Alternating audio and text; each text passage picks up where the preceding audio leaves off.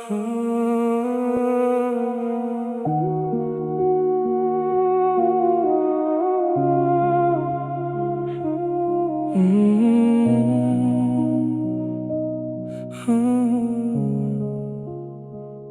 ្រីស្ងប់ស្ងាត់ខ្ញុំអង្គុយមើលឯង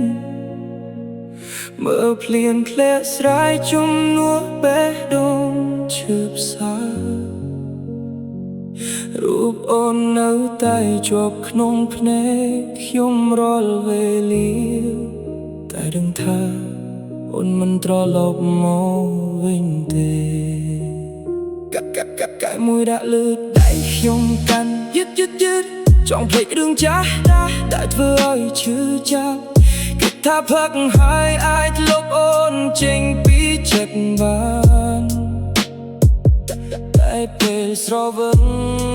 កាន់តែនឹកអូនជាងមុនខ្ញុំបាក់ទឹកចិត្តចង់ផឹកបំបាត់ទុកចង់បាត់ភ្នែកភ្លេចអតីតកាលដែលឈឺចាប់តែទឹកភ្នែកនៅហូរមិនព្រមឈប់សោះព្រោះបេះដូងនេះនៅតែស្រឡាញ់អូនបាសាអាចលុបឈ្មោះអូនចេញបានខ្ញុំនឹងផឹករហូតដល់បំភ្លេចគ្រប់យ៉ាងតែការពិតនៅតែឈឺនៅក្នុងចិត្តមនុស្សម្នាក់បាត់ទៅតែការចងចាំនៅ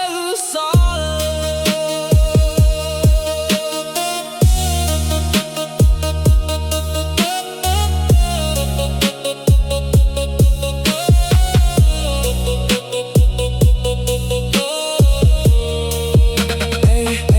មិត្តភក្តិទៅសួរថាហេតុអ្វីនៅឯកាខ្ញុំញញឹមទាំងឈឺហើយប្រាប់ថាមិនណីទេ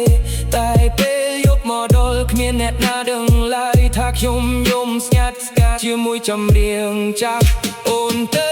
ហើយខ្ញុំទៅតែរងចាំអូនភ្លេចហើយខ្ញុំទៅតែចាំថ្ងៃចាស់កាលនេះមិនអាចជាបោរបួបេះដូងមានតែពេលវេលាទៅបាយជួយខ្ញុំបានខ្ញុំផឹកមិនមែនព្រោះខ្ញុំ